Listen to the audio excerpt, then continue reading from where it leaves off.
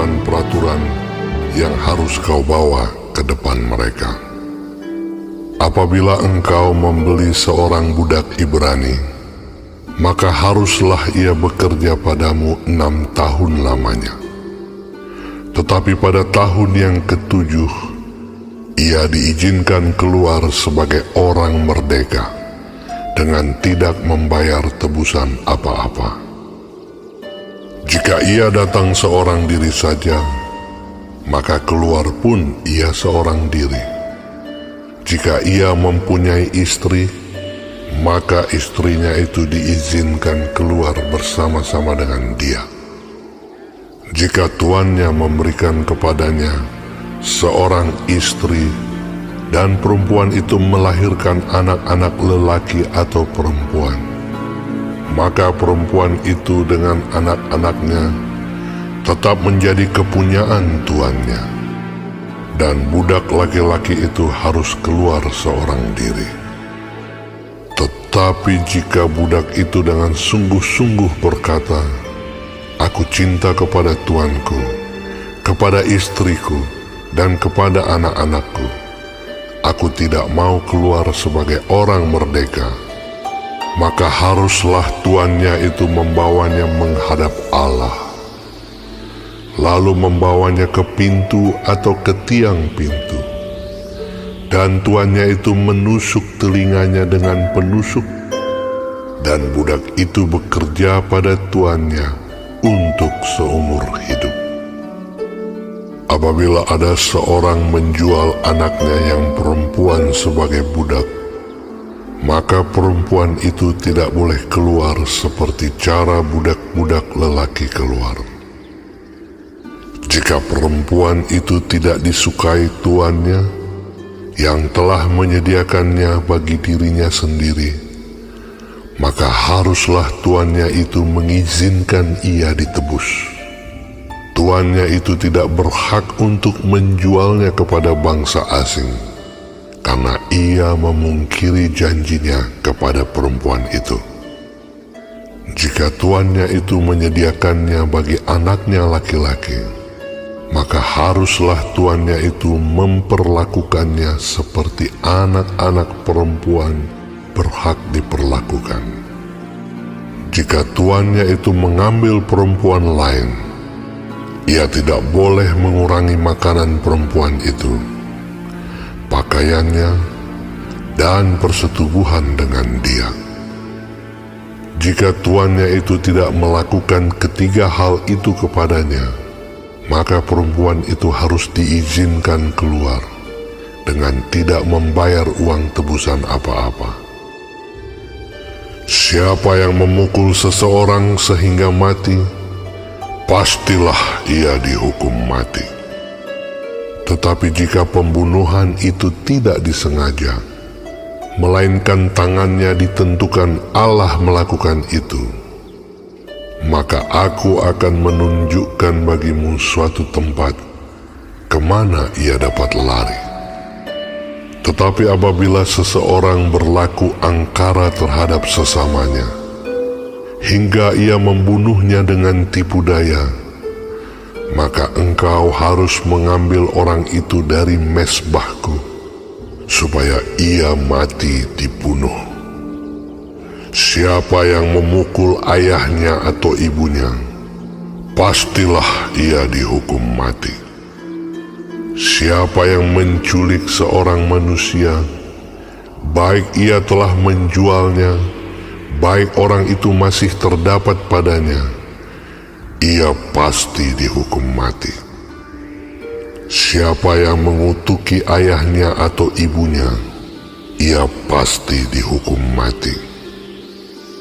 Apabila ada orang bertengkar, dan yang seorang memukul yang lain dengan batu atau dengan tinjunya, sehingga yang lain itu memang tidak mati, tetapi terpaksa berbaring di tempat tidur, maka orang yang memukul itu bebas dari hukuman, jika yang lain itu dapat bangkit lagi dan dapat berjalan di luar dengan memakai tongkat. Hanya ia harus membayar kerugian orang yang lain itu, karena terpaksa menganggur dan menanggung pengobatannya sampai sembuh.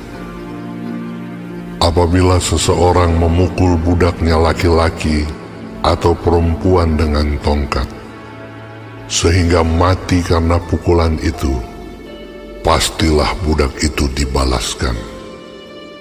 Hanya jika budak itu masih hidup sehari dua, maka janganlah dituntut belanya, sebab budak itu adalah miliknya sendiri.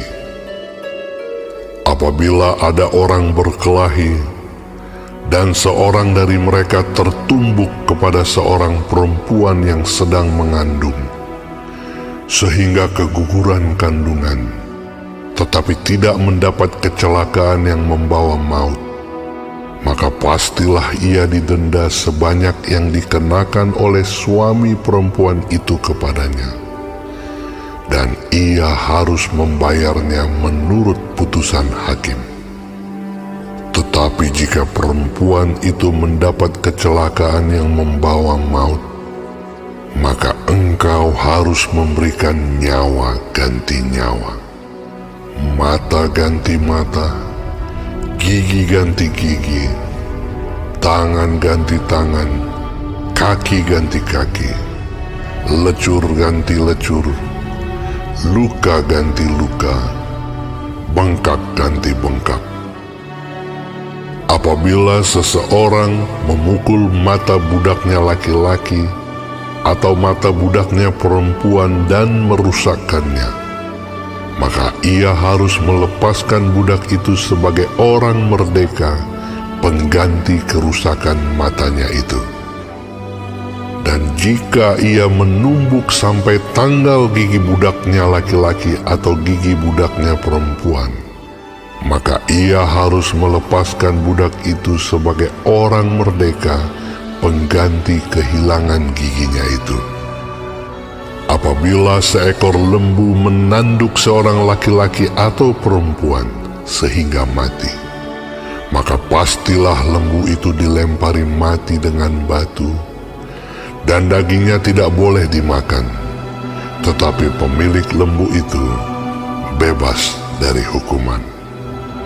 Tetapi jika lembu itu sejak dahulu telah sering menanduk dan pemiliknya telah diperingatkan, tetapi tidak mau menjaganya, kemudian lembu itu menanduk mati seorang laki-laki atau perempuan, maka lembu itu harus dilempari mati dengan batu, tetapi pemiliknya pun harus dihukum mati.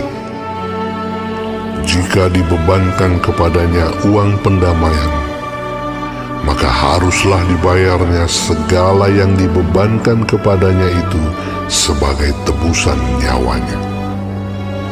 Kalau ditanduknya seorang anak laki-laki atau perempuan, maka pemiliknya harus diperlakukan menurut peraturan itu juga. Tetapi jika lembu itu menanduk seorang budak laki-laki atau perempuan, maka pemiliknya harus membayar 30 sikal perak kepada tuan budak itu, dan lembu itu harus dilempari mati dengan batu. Apabila seseorang membuka sumur, atau apabila seseorang menggali sumur dengan tidak menutupnya, dan seekor lembu atau keledai jatuh ke dalamnya, maka pemilik sumur itu harus membayar ganti kerugian. Ia harus mengganti harga binatang itu dengan uang kepada pemiliknya, tetapi binatang yang mati itu menjadi kepunyaannya. Apabila lembu seseorang menanduk lembu orang lain sehingga mati, maka lembu yang hidup itu harus dijual, uangnya dibagi, dan binatang yang mati itu pun harus dibagi juga.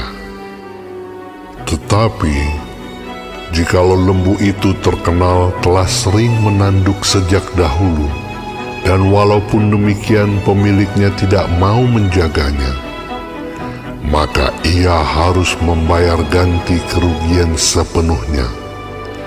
Lembu ganti lembu, tetapi binatang yang mati itu menjadi kepunyaannya. Shalom saudara-saudaraku yang kekasih di dalam Tuhan Yesus Kristus. Puji Tuhan kalau kita masih diberi kesempatan hidup hari ini dan dapat mempelajari firman Tuhan, panduan kehidupan kita dari kitab Keluaran 21 mengenai hak budak Ibrani dan juga peraturan jaminan nyawa sesama manusia. Tuhan Yesus memberkati. Saudara-saudaraku yang kekasih di dalam Tuhan Yesus, sebagai umat percaya kepada Kristus atau orang Kristen, kita mengacu peraturan yang dibuat Tuhan bagi Israel ketika baru saja mereka lepas dari perbudakan Mesir. Mereka tahu betapa perihnya menjadi budak itu. Mereka juga dituntut untuk berlaku manusiawi kepada budak yang akan mereka miliki. Budak yang dimaksud adalah orang lain yang karena kesulitan hidup menjual diri, memperhambakan dirinya, memperbudak dirinya untuk bisa melunasi hutang dan mencukupi kebutuhan hidup. Para budak Israel itu tidak boleh dipekerjakan seumur hidup, hanya selama 6 tahun. Tahun ke-7 ia harus dibebaskan dengan free, tanpa ikatan apapun. Sebab para budak itu berhak atas kehidupannya juga. Mereka berhak membawa apa saja miliknya semasa menjadi budak, tapi tidak boleh membawa barang-barang yang bukan miliknya. Jadi diajar, dituntut untuk memperlakukan manusia secara manusiawi, ya, supaya ada keadilan sosial bagi bangsa itu. Khusus untuk budak perempuan harus ekstra dilindungi. Tidak boleh dijual kepada bangsa lain. Harus ada penebus agar budak perempuan punya status yang jelas sehingga aman dari gangguan orang-orang jahat. Kalau sang majikan memberi budak perempuan itu menjadi istri anaknya, maka mereka berkewajiban melindungi dengan baik, ya, secara jasmani, secara sosial kemasyarakatan. Memang sekarang ini tidak ada lagi perbudakan, namun sikap memperbudak orang lain masih ada. Kita bisa lihat dalam kehidupan sehari-hari. Contohnya mempekerjakan orang dengan tidak manusiawi, ya, itu tidak boleh dilakukan. Sebagai murid Kristus, kita diajar, dipanggil untuk menyatakan kasih kepada semua orang tanpa membeda-bedakan status, supaya dari perbuatan kita yang baik orang boleh mengenal Tuhan. Itu salah satu perbedaan yang hakiki cara hidup orang Kristen memperlakukan sesamanya. Yang kedua, dalam Keluaran 21 ini juga mengajarkan mengenai peraturan-peraturan yang ada hubungannya dengan kekerasan dalam kehidupan. Israel diajar untuk mengerti ada konsekuensi tanggung jawab bagi orang yang melakukan kekerasan kepada sesamanya. Contohnya, memukul orang sampai mati, menculik, murka, tidak dapat mengontrol dirinya sehingga melakukan pembunuhan, ya, atau membuat orang menjadi cacat, memukul, mengutuk orang tua, tidak dapat diampuni. Bahkan seorang tuan harus memerdekakan budaknya apabila tuan itu menganiaya budaknya sampai buta atau giginya copot. Jadi intinya, setiap orang harus bertanggung jawab atas perbuatannya dengan ganti rugi secara material ataupun ganti rugi secara nyawanya. Jadi sebelum bertindak harus berpikir dan bertanggung jawab. Ada pengecualian dalam peraturan itu, yaitu jika terjadi pembunuhan yang tidak disengaja dan harus dibuktikan bahwa benar tidak disengaja, dan orang tersebut akan diberikan tempat perlindungan. Jadi saudara, firman Tuhan dalam Keluaran 21 ini mengajarkan kita bahwa sebelum bertindak harus berpikir panjang dan harus bertanggung jawab.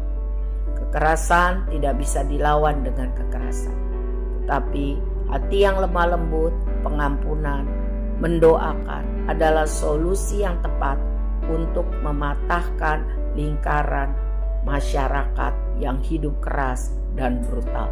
Tuhan tolong kita untuk bisa melakukan firman ini, yaitu mengasihi sesama kita manusia seperti diri kita sendiri, dan sebelum bertindak, berpikir siap untuk bertanggung jawab. Tuhan memberkati kita jadi berkat bagi banyak